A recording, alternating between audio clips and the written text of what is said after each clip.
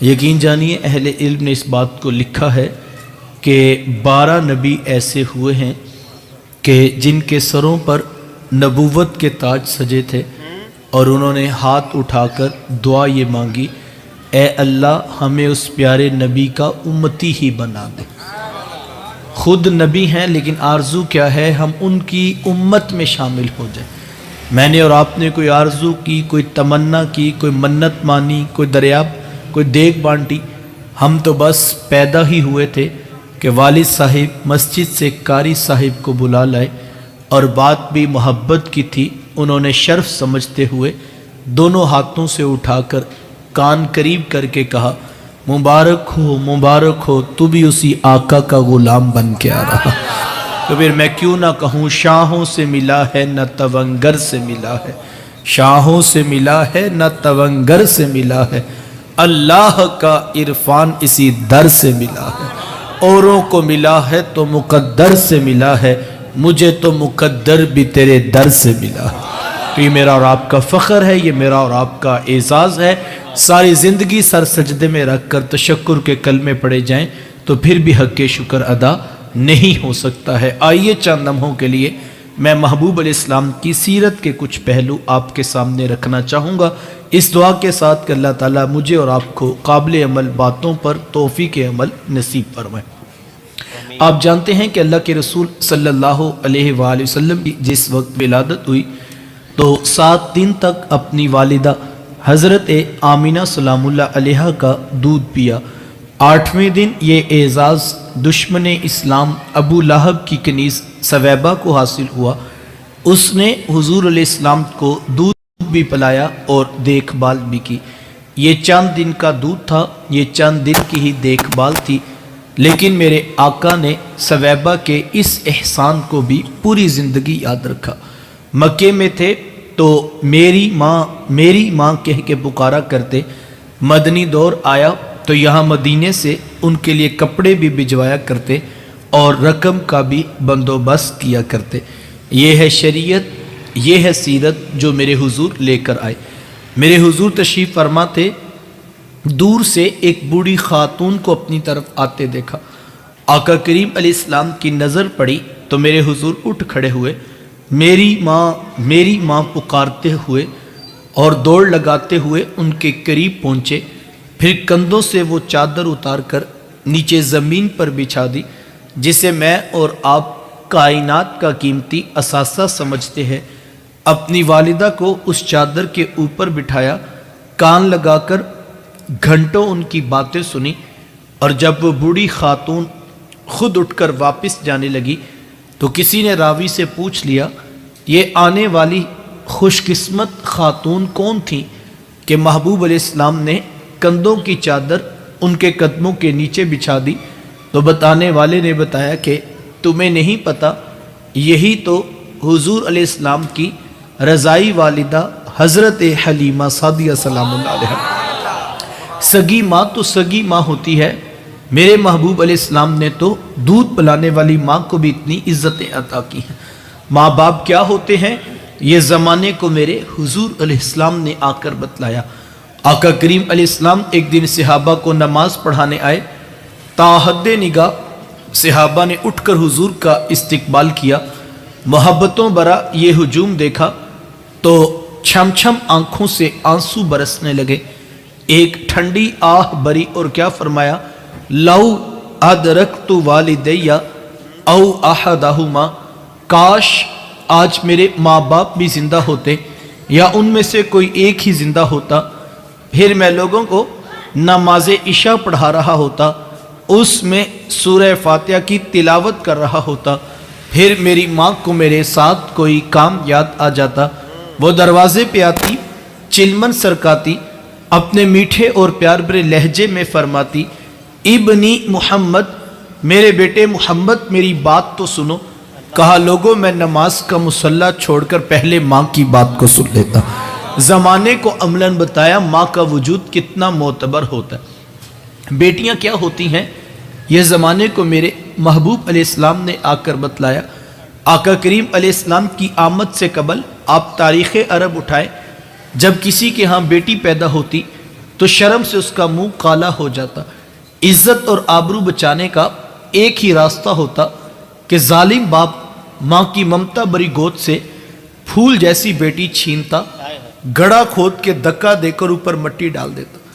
اگر کوئی باپ اتنا ظالم تھا، اتنا سفاک تھا، تو وہ اس قابل تھا کہ وہ معاشرے میں سر اٹھا کر جی سکتا ہے۔ یہ عرب معاشرہ ہے جس کو قرآن مجید فرقان حمید نے بھی بیان کیا ہے۔ وہ عملاً بیٹیوں کو ذبح کیا کرتے اور بہنوں کو زندہ درگور کر دیا کرتے۔ جس دور میں بیٹی ذبح کی جا رہی تھی، جس دور میں بہن زندہ درگور کر دی جاتی، میرے حضور اس دور میں کلمہ حق بلند کیا اور حضور میں بیٹیوں کو ذبح کرنے والوں سن لو، فاطمہ تو بدعۃ منی، میری فاطمہ تو میرے جگر کا بھی ٹکڑا ہے۔ یہ کلمہ محبت بھی ہے، یہ کلمہ جہاد بھی ہے۔ دیکھیں آج میں یا آپ اپنی بیٹی یا بہن کے لیے کوئی پیار بری بات کہیں تو یہ بہت بڑی بات نہیں ہے۔ آج اس معاشرے میں بیٹی کی عزت ہے، آج اس معاشرے میں بہن کا وقار ہے۔ یوں ہی تو نہیں بوڑھا باپ اپنی جھکی ہوئی کمر پہ بوریاں لاد لاد کے مزدوری کر رہا ہے کہ میں نے اپنی بیٹی کو عزت کے ساتھ رخصت کرنا ہے۔ جوان سال بائی فیکٹری میں اوور ٹائم لگا رہے ہیں کہ ہم نے بہنوں کو عزت کے ساتھ بیانا ہے۔ یار یہ باپ تو ذبح کرتا تھا، یہ بھائی تو زندہ درگور کر دیتا تھا، ان کے سینے میں اتنا کوٹ کوٹ کر پیار کس نے بھر دیا؟ جواب ایک ہی ملے گا، یہ فیض ہے آمینہ کے لال کا، یہ فیض ہے میلاد والے آقا کا، جنہوں نے کٹتی بیٹیوں کو عزت اور ذبح ہوتی ہوئی بہنوں کو زندگی کی بہاریں عطا فرمائی۔ آقا کریم علیہ السلام ایک دن گھر تشریف لائے تو ام المومنین حضرت سیدہ عائشہ صدیقہ رضی اللہ تعالی عنہا عرض کرتی ہیں کہ حضور آج بڑا عجیب واقعہ ہوا۔ حضور فرمایا عائشہ آج کیا ہوا؟ عرض کی حضور ایک حبشیہ نایاب عورت آئی اور اس نے آ کر دروازے پر صدا لگائی۔ میں نے گھر میں تلاش کیا کہ کوئی چیز مل جائے تاکہ میں سائل کو صدقہ کر دوں۔ تلاش بسیار کے بعد مجھے صرف ایک کھجور ملی اور میں اس کو وہی صدقہ کر دیا۔ حضور اس نے اس کھجور کے 2 ٹکڑے کیے، ایک دائیں جانب والی بیٹی کو کھلا دیا اور ایک بائیں جانب والی بیٹی کو کھلا دیا۔ حضور ماں خود بھوکی تھی، اس کا اپنا پیٹ بھی کمر سے لگا ہوا تھا، لیکن اس نے خود کچھ نہیں کھایا اور سب کچھ اپنی بیٹیوں کو ہی کھلا دیا۔ یہ کہتے کہتے ام المومنین آبدیدہ ہو گئیں، آنکھوں میں آنسو آ گئے۔ تو حضور میں سنو عائشہ، اگر کل قیامت کے دن ان بچیوں کی ماں کو جہنم میں جانے کا حکم ہو گیا تو یہ بیٹیاں ہی درمیان میں آڑ بن کے کھڑی ہو جائیں گی کہ مالک ہم تو اپنی ماں کو جہنم میں نہیں جانے دیں گی، اللہ ان بچیوں کی سفارش قبول کر کے ان کی ماں کو جنت عطا کرے گا۔ کہاں بیٹیاں باعث شرم و ننگوار سمجھی جاتی تھی، کہاں بیٹیاں ہی دخول جنت کا سبب قرار پائیں۔ خود فرمایا جس کو اللہ نے 2 بیٹیاں یا 2 بہنیں عطا کی، پھر اس نے ان کی پرورش کی، ان کی تربیت کی، یہاں تک کہ ان کا نکاح کر دیا اور پھر پیچھے سے بھی اس نے خیر خبر رکھی، تو میرے حضور فرماتے اتنا خوش قسمت شخص ہے، کل قیامت کے دن میرے اتنے قریب ہوگا جتنی یہ 2 انگلیاں آپس میں قریب ہیں۔ یہ اعزاز، یہ تکریم کس کو ملے گا؟ جس نے بیٹیوں سے وفا کی ہوگی۔ میں نوجوانوں سے بالخصوص کہنا چاہوں گا، اگر اللہ نے تمہارے کندھوں پر 2 بہنوں یا 2 بیٹیوں کی ذمہ داری ڈالی ہے، ان کو بوجھ نہ سمجھنا، ٹینشن نہ لینا، فکر مند نہ ہونا۔ جس رب نے بیٹیاں دی ہیں اس نے ان کے مقدر بھی لکھے ہیں۔ یہ تم اور میں خوش قسمت ہیں کہ جس نے مقدر لکھے ہیں وہ سعادت ہمارے ہاتھ میں رکھ دی ہے۔ ہم اگر ان سے وفا کریں، ہم ان سے محبت کریں تو اللہ ہمیں کل کتنا بڑا اجر۔ میں مانتا ہوں اس دور میں 2 بہنوں کی ذمہ داری نبھانا بڑا مشکل کام ہے، 2 بیٹیوں کی ذمہ داری نبھانا بڑا مشکل کام ہے۔ ایک طرف مہنگائی کا بڑھتا ہوا طوفان اور دوسری طرف لڑکے والوں کی طرف سے جہیز کی لمبی لسٹ کی ڈیمانڈ۔ یہ میرے معاشرے کا ستم ہے، میں مانتا ہوں اس بات کو، لیکن میں تمہیں کہنا چاہوں گا محنت کر لینا، مزدوری کر لینا، اوور ٹائم لگا لینا، دوسرے شہر میں جا کے بہنوں کے لیے عزت اور وقار کی راہ اختیار کرنے کے لیے ان کے سر پہ شفقت کا ہاتھ رکھنا، ان کی پیدائش پہ منہ نہ بسورنا، خوشی اور مسرت کا اظہار کرنا۔ اگر تم اس کام میں وفادار نکلے، اگر تم اس کام میں ان کے سر پہ شفقت کے ہاتھ رکھے، اتنا بڑا کام ہے۔ اگر تم نے ان سے وفا کی اس کی رحمتوں سے بعید نہیں، کل اس ایک عمل کی وجہ سے تمہیں محشر کے میدان میں انگلی سے پکڑ کر محبوب کے ساتھ کھڑا کر دیا جائے کہ یہ وہ شخص ہے جس نے بیٹیوں سے وفا کی تھی، یہ وہ شخص ہے جس نے بہنوں کے سروں پہ شفقت کے ہاتھ رکھے تھے۔ بہنیں کیا ہوتی ہیں یہ زمانے کو میرے محبوب علیہ السلام نے آ کر بتلایا۔ آپ جانتے ہیں آقا کریم علیہ السلام کا نہ کوئی سگا بھائی تھا اور نہ کوئی سگی بہن۔ میرے حضور در یتیم ہے، لیکن جب رضاعت کا شرف عطا کرتے ہوئے میرے حضور حضرت حلیمہ سعدیہ سلام اللہ علیہا کے ہاں تشریف لے گئے تو آپ جانتے ہیں کہ ان کی ایک بیٹی تھی جن کا نام شیمہ یا شیمہ بتایا جاتا ہے۔ وہ رشتے میں حضور علیہ السلام کی رضائی بہن لگتی تھی۔ قبیلہ بنو سعد کے رواج کے مطابق شام کو جب مائیں کھانا پکانے لگتی تو بہنیں اپنے بھائی گود میں اٹھا کر باہر کھلے میدان میں لے آتی۔ ہر بہن کی گود میں اس کا بھائی ہوتا اور وہ اپنے بھائی کے حسن کے قصیدے پڑھ رہی ہوتی۔ اگر کسی کے بھائی کا رنگ کالا ہوتا تو وہ کہتی رنگ کالا ہے تو کیا ہوا، میرے بھائی کے نقوش دیکھو کتنی خوبصورت ہے، اس کی اٹھی ہوئی ناک، اس کی جھیل جیسی خوبصورت آنکھیں تو دیکھو کتنی پیاری ہے۔ تو وہ نقوش کو معیار حسن قرار دیتی۔ اور اگر کسی کے بھائی کا رنگ گورا چٹا ہوتا تو وہ کہتی جناب رنگ نہیں تو کچھ نہیں، حسن تو ہوتے ہی سارا رنگت میں ہے، میرے بھائی کا رنگ دیکھو کتنا گورا چٹا ہے۔ تو یہ بحث مباحثہ چل رہا ہوتا اور کوئی بہن بھی ہار ماننے کو تیار نہ ہوتی۔ اتنے میں ایک سمت سے حضرت شیمہ اپنا ویر محمد اٹھا کے لے آتی اور کہتی ذرا میرے ویر کا مقابلہ بھی تو کرو نا۔ تو وہ کہتی نہیں نہیں شیمہ تیرے ویر کا مقابلہ تو نہیں نا، تیرا تو ساروں کا ہی سردار لگتا ہے۔ کتب میں آتا ہے حضرت شیمہ کا سر فخر سے بلند ہو جاتا اور وہ حضور علیہ السلام کو سینے سے چمٹا لیتی اور دعا دیتی ربنا اب کلانا محمدہ، شاءاللہ میرے ویر محمد کو نظر نہ لگے۔ آج میں دیکھ رہی ہوں بچوں کا سردار ہے، کل اپنی آنکھوں سے دیکھوں جوانوں کا بھی سردار بنے۔ زندگی کے لیل و نہار گزرتے گئے، حضرت شیمہ کی شادی ہوگی۔ مدنی دور کی کہانی ہے اور اتفاق یہ ہوا کہ جس قبیلے میں حضرت شیمہ کی شادی ہوئی تھی حضور علیہ السلام کے صحابہ کی لڑائی اور جنگ اسی قبیلے کے ساتھ ہوئی۔ ان کے کچھ بندے قتل کر دیے اور کچھ کو قیدی بنا کر صحابہ اپنے ساتھ لے آئے۔ عرب کے رواج کے مطابق قیدیوں کو چھڑانے کے لیے قوم کے سردار فدیہ اور فنڈ اکٹھا کرنے کے لیے نکلے۔ ہر دروازے پہ دستک دیتے اور فنڈ اکٹھا کرتے۔ چلتے چلتے حضرت شیمہ کے دروازے پر بھی پہنچ گئے۔ دستک دی تو پوچھا کون؟ کہا قبیلے کے سردار ہیں، فنڈ اکٹھا کر رہے ہیں، تم بھی اپنا حصہ ڈالو۔ پوچھا یہ فنڈ کس لیے اکٹھا ہو رہا ہے، یہ رقم کیوں جمع کی جا رہی؟ تو کہا مدینے میں ایک شخص ہے، ادعائے نبوت رکھتا ہے، اس نے ہمارے لوگ پکڑ لیے ہیں، ہم نے اپنے قیدی چھڑانے ہیں۔ تو پوچھا کہ اس کا نام کیا ہے؟ کسی کی زبان سے بے ساختہ نام نکل گیا، محمد صلی اللہ علیہ وآلہ وسلم۔ ایک عرصے کے بعد حضور علیہ السلام کا نام سنا تو آنکھوں میں آنسو آ گئے۔ کہا انہوں نے تمہارے بندے پکڑے؟ کہا ہاں انہوں نے ہمارے لوگ پکڑے۔ کہا پھر فنڈ اکٹھا کرنا چھوڑو، صرف مجھے ساتھ لے چلو۔ کہا تم کیا کرو گی؟ کہا تمہارے قیدی چھڑا کے لاؤں۔ کہا تم ان کو جانتی ہو؟ کہا ہاں ہاں، تمہیں نہیں پتا وہ میرے بچپن کے ویر اور بھائی لگتے ہیں، میں تمہارے قیدی چھڑا کے دکھاؤں۔ حضرت شیمہ قبیلے کے سرداروں کو ساتھ لیا اور حضور علیہ السلام کے خیمہ نوری کی طرف سفر شروع کیا۔ یہ وہ وقت تھا جب ادب کی آیات نازل ہو چکی تھی۔ خبردار میرے رسول کی آواز سے آواز بھی اونچی نہ کرنا ورنہ زندگی کی ساری کمائی غارت کر کے رکھ دو۔ صحابہ ننگی تلواروں سے در حبیب پہ پہرا دے رہے۔ حضرت شیمہ اس خیال سے کہ میں تو اپنے بھائی کو ملنے جا رہی ہوں، جب آگے بڑھنا چاہا تو پہرے داروں نے تلواریں سونت دی۔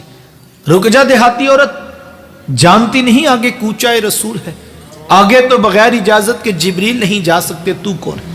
روایت میں آتا ہے جب راستہ روک دیا گیا، تلواریں سونت دی گئی تو حضرت شیمہ نے یوں ہاتھ سے تلوار کو جھٹک کے کہا خلو سبیلی وعلموا انا اخت نبیکم، کہا میری راہیں چھوڑ دو، جانتے نہیں میں تمہارے نبی کی باجی اور بہن لگتی ہوں۔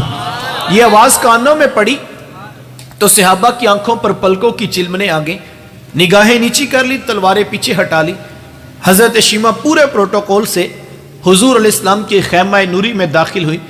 मेरे हुजूर जब दूर से बहन को आते देखा, हुजूर उठकर इस्तकबाल किया, मरहबा खुशामदीद पेश करते हुए फरमाया, मेरी बहन आज किधर को आना हुआ? अर्ज की हुजूर आपके बंदों ने हमारे कुछ लोग पकड़ लिए हैं, मैं उन कैदियों को छुड़ाने के लिए आई हूं। सुनो भाइयों, अल्लाह के रसूल ने क्या इरशाद फरमाया? हुजूर फरमाया, मेरी बहन तूने आने की ज़हमत क्यों गवारा की? तू घर बैठे भी पैगाम भेज देती, मैं मोहम्मद तेरे कहने पे ही सारों को छोड़ देता। जमाने को अमलन बताया दरवाजे पर बहन का आना कितना मोतबर है। फिर चंद जोड़े, कुछ घोड़े, बहुत सारा साजो सामान, और मेरे हुजूर खुद बहन को छोड़ने के लिए दरवाजे तक तशरीफ ले आए। सहाबा निगाहें नीची किए महबूब अलैहिस्सलाम के अदब में खड़े थे कि हुजूर मैं सहाबा में जब भी कैदी छोड़ा करता हूँ पहले तुमसे मुशावरत किया करता हूँ, आज पहला मौका है, मैं कैदी भी छोड़ रहा हूँ और मैंने मशवरा भी नहीं किया है। अर्ज की ए बंदा नवाज, आप मालिक कुल कायनात हैं, आप जो चाहें करें, हम कौन होते हैं भला दरमियान में मशवरा देने वाले। लेकिन हुजूर जी इतना तो बताइए, आज कौन सी खास बात थी कि आपने मशवरा भी ज़रूरी नहीं समझा? हुजूर मैं सहाबा, आज मेरे दरवाजे पर मेरी बहन आ गई थी, और जब बहनें दरवाजे पे आ जाएं, अल्लाह का रसूल उन्हें खाली नहीं मोड़ा करता। ज़माने को बहन का रिश्ता मेरे रसूल की दहलीज से मिला है। तवज्जो चाहूँगा, जिस दौर में बेटी ज़बा की जा रही थी, जिस दौर पे बहन जिंदा दरगोर कर दी जाती, जिस दौर में माँ जैसा रिश्ता भी मंडियों और बाज़ारों में बिक जाता था, उस दौर में बीवी की क्या हैसियत होगी। जबकि आज के इस तहजीब याफ्ता दौर में भी कुछ लोग बीवी को पाँव का जूता ख्याल करते हैं। ये ज़माना जाहलियत की बातें। आका करीम अलैहिस्सलाम ने अज़वाजे मुताहरात के साथ जो हुस्न सुलूक की दास्तानें रकम की हैं, ज़माना उनकी मिसाल नहीं ला सकता। किसी को मेरे हुजूर हुमैरा कह के पुकारते हैं, किसी के लिए बकरी का बच्चा ज़बा करते हैं और गोश्त के मुख्तलिफ टुकड़े उनकी सहेलियों के यहाँ बेचते हैं। हुजूर कसरत के साथ हज़रत खदीजतुल कुबरा रदियल्लाहु ताला अन्हा का जिक्र किया करते।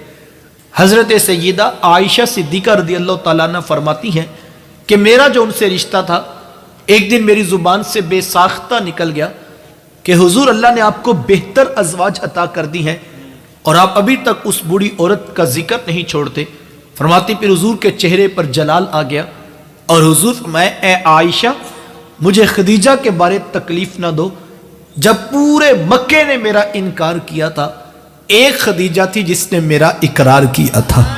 कहा मैं उसे कैसे बुला सकता हूँ जब जमाना मेरी मुखालफत कर रहा था, लेकिन खदीजा मेरे से मोहब्बत की दावेदार थी। फरमाती फिर मैंने हमेशा मोहब्बतों का ही इजहार किया और यही हज़रत खदीजतुल कुबरा रदियल्लाहु ताला अन्हा है।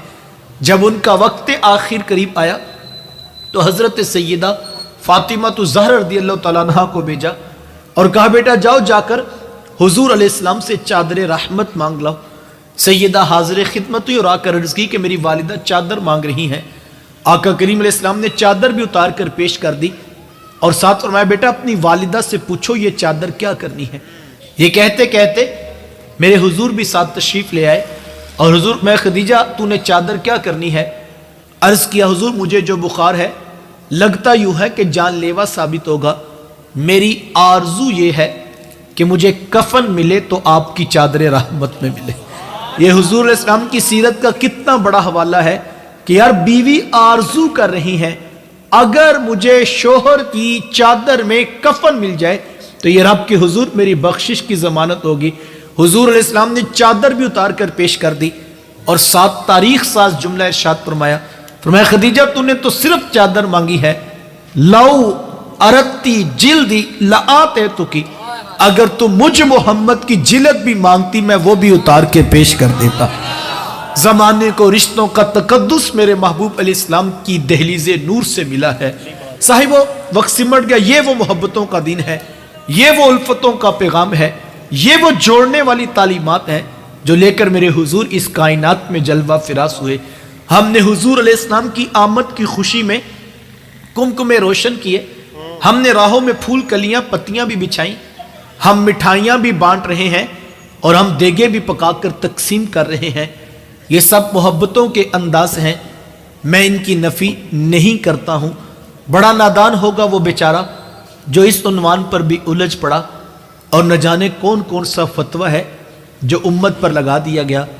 میں تو اس موضوع پر صرف ایک جملہ کہتا ہوں، اور اگر سمجھ آ جائے تو یہ جملہ بھی کافی ہے۔ کیا خیال ہے یار، اگر حضور علیہ السلام کی آمد کی خوشی بھی نہیں منانی تو یار کائنات میں پھر خوشی بچتی کون سی ہے؟ خوشی ہوتی کیا ہے؟ خوشی کا تصور کیا ہے؟ انسان کے ساتھ پھر خوشی کا تعلق کیا ہے؟ ایک لمحے کے لیے ان کی ذات کو درمیان سے ہٹاؤ، پیچھے بچتا کیا ہے؟ پلے کیا ہے انسان کے؟ جب تک وہ نہیں آئے تھے تھا کیا یہ؟ پیدا ہوتے ماں کی گود سے چھین کر بیٹی ذبح کر دیتا تھا، اور ذبح کرنے والا کوئی پرایا نہیں ہوتا تو اسی بیٹی کا سگا باپ ہوتا تھا۔ بہن زندہ درگور کر دی جاتی تھی جناب، اور زندہ درگور کرنے والا کوئی پرایا نہیں، اسی بہن کا سگا بھائی ہوتا تھا۔ ماں منڈیوں میں بازاروں میں بیچ دی جاتی تھی۔ آج پوچھتا ہے کہ لکھا کہاں ہے؟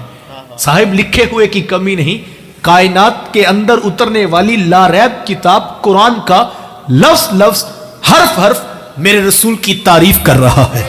لکھے ہوئے کی کمی نہیں، لیکن ذرا اپنے اندر تو اترے انسان، اس کی حالت کیا تھی؟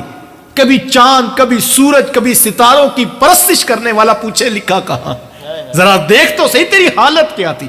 یہ تو کرم ہو گیا صاحب کہ ان کے قدم اس دھرتی پہ آگے۔ وہ جو چاند کی پرستش کرنے والا تھا، اس کو کہا تو چاند کی پرستش کرتا ہے، دیکھ ہماری انگلی کا اشارہ ہوتا ہے، ٹوٹے ہو کے قدموں میں سلامی دیتا ہے کہ نہیں دیتا؟ سورج کو خدا سمجھے بیٹھا تھا، دیکھ ہمارے اشارہ ابرو پیسر پہ وقت پہ آ کے کھڑا ہوتا ہے کہ نہیں ہوتا؟ اللہ اکبر، اسڑیاں کھجوراں اگا جاندائے، او پتھراں تی کلمے پڑھا جاندائے، قطرے کو سمندر ذرے کو ستارہ کرتے ہیں، کونین کو خم آ جاتا جب زلف سنوارا کرتے ہیں۔ یار دیکھو تو صحیح۔ میں ایک اور بات بھی کہا کرتا ہوں کہ یار یہ مجھے بتائیں تشریف آوری کن کی ہے؟ جلوہ فراز کون ہو رہے ہیں؟ آمد کن کی ہے؟ جناب وہ رہے ہیں کہ جن کے پیچھے ایک نہیں، دو نہیں، تین نہیں، 1.25 لاکھ کے قریب نبی اور رسول ہاتھ باندھ کے کھڑے ہو جاتے ہیں۔ اتنی بڑی ذات کی جلوہ فرازی ہو تو مجھے بتاؤ یہ کاغذ کی جھنڈیاں بھی بلا کوئی استقبال ہے؟ ذرا غور کیجئے، کون رہا ہے؟ جناب وہ رہے ہیں جو رب کے بھی محبوب کہلاتے ہیں، تو پھر یہ کاغذ کی جھنڈیاں بھی بلا کوئی استقبال ہے؟ اور میں کہتا ہوں یہاں تو کاغذ کی جھنڈیوں کا بھی مسئلہ بنا کھڑا ہے۔ میں تو کہتا ہوں صاحب ہمارا تو بس نہیں چلتا، ورنہ دل کاٹ کے محبوب کی راہوں میں ڈال دے۔ میرے امام نے یوں ہی تو نہیں کہا تھا کروں تیرے نام پہ جاں فدا، نہ بس ایک دا دو جہاں فدا، دو جہاں سے بھی نہیں جی برا، کروں کیا کروڑوں جہاں نہیں، ورنہ کروڑوں جہاں بھی اس محبوب کے قدموں پہ وارے جائیں تو حق کے شکر ادا نہیں ہوتا۔ لیکن میں اس کے باوجود بھی یہ کہنا چاہوں گا، یہ کمکمے، یہ روشنیاں، یہ چراغاں، یہ پھول، یہ کلیاں، یہ مٹھائیاں، یہ دیگیں، یہ سب باعث برکت، لیکن بیٹا یاد رکھنا یہ باعث برکت ہونے کے باوجود بھی آغاز سفر ہے، منزل نہیں ہے۔ اس کو منزل نہ سمجھ بیٹھنا، یہ آغاز سفر ہے۔ منزل میرے حضور کی ذات ہے، منزل ان کا پیغام ہے، منزل ان کا اسوہ نور ہے۔ بڑا نادان ہوگا نا وہ بیچارہ جو آغاز میں جھنڈیوں پہ ہی الجھ پڑا، اس کو پتہ ہی نہیں تھا یہ تو صرف کمزور لوگوں کی محبت کا استقبال ہے، اصل تو حضور کی ذات ہے، مقصد تو وہ ہے، وہاں تک پہنچانا تھا۔ اور وہ بڑا نادان ٹھہرا نا جو جھنڈیوں پہ ہی الجھ پڑا، وہ پوچھنے لگ گیا جناب یہ چراغ کہاں لکھے ہیں؟ اور وہ بھی کوئی یار عقل مند تو نہیں جو ساری رات جھنڈیاں ٹانگتا رہا، چراغ جلاتا رہا، جھنڈے محبوب کے نام کے نصب کرتا رہا، اور جب صبح فجر میں محبوب کی آنکھوں کی ٹھنڈ کی باری آئی تو اس کی آنکھ ہی نہ کھلی۔ وہ بھی تو کوئی عقل مند نہیں نا۔ عقل مند اور دانا وہ ہے کہ جب محبوب کی آمد کا موسم شروع ہوا، اس کی آنکھوں میں محبوب کی آنکھوں میں اس کی آنکھوں میں محبوب کے نام کے آنسو تے لبوں پہ سونے محمد کا درود تھا، اور اس کی پیشانی مالک کی دہلیز پہ جھکی ہوئی تھی، وہی کامیاب ہے۔ میں اپنی ساری بات کو 2 جملوں میں مکمل کروں تو میرے شیخ طریقت میلاد والوں کی منزل بیان کیا کرتے ہیں، اور آپ فرماتے بیٹا یہ نہ ہو کہ لوگ تم سے پوچھیں کہ تم کون ہوتے ہو اور تم پاسپورٹ سے مذہب کا خانہ دکھاؤ، یہ دیکھو اسلام لکھا ہے مسلمان ہوتے ہیں۔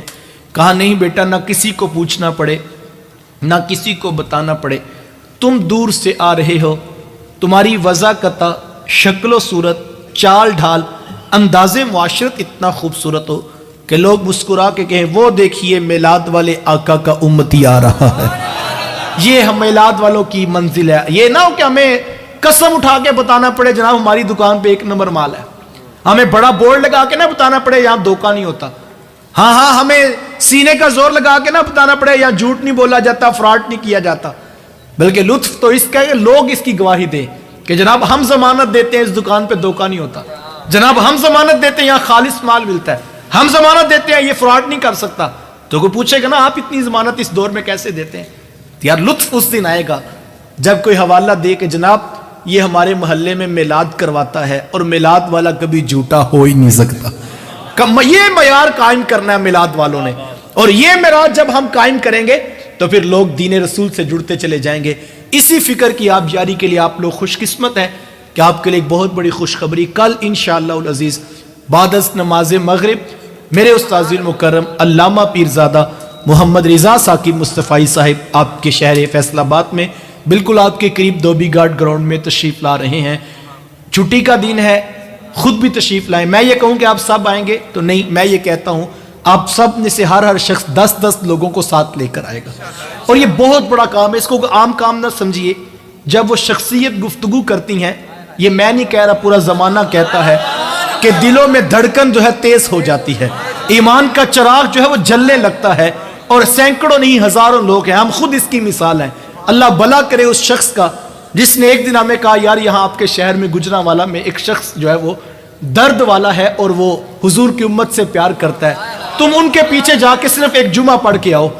اللہ بھلا کرے جس نے ایک جمعے کی دعوت دی، آج اللہ کی توفیق سے ہم ان راہوں پہ چل پڑے. یہ ایک لمحہ ہوتا ہے، ہو سکتا ہے میری دعوت پر، آپ کی دعوت پر کل جب کوئی نوجوان آئے کسی درد والے کی زبان کا ایسا جملہ، کوئی قرآن کا جز، کوئی قرآن کی آیت، کوئی حدیث کا ٹکڑا اس کو نصیب ہو جائے کہ اس کے اندر کے سارے زنگ ٹوٹ جائیں اور اس کو در رسول کی غلامی نصیب ہو جائے.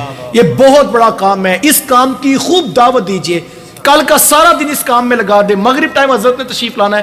میں اور آپ پورے جذبوں کی فراوانی کے ساتھ گھر گھر میں دستک دے کر ہم دعوت دیں دوستوں کو، خاندان والوں کو، رشتہ داروں کو، سوشل میڈیا کے تھرو ہم اس کی کل ذمہ داری لے لیں. چونکہ ہمارے دوست بتا رہے کہ اجازت لیتے لیتے وقت تھوڑا بچا اور 3-4 دن ملے، انہوں نے ایڈورٹائزمنٹ کی ہے. لیکن میں یہ چاہتا ہوں اتنے لوگ اگر 10 بندوں کی ذمہ داری لے کر ان کو 10 کو ساتھ لے کر آئیں اور ہم گروہ در گروہ شامل ہو جائیں، کیا پتا کسی کی گفتگو کا ایک جملہ اور ان کی زبان کا نکلا ہوا رسول کریم علیہ السلام کی حدیث کا کوئی جز کسی کے من میں اتر جائے اور اس کو دین کی راہیں نصیب ہو. یہ بہت بڑا کام ہے.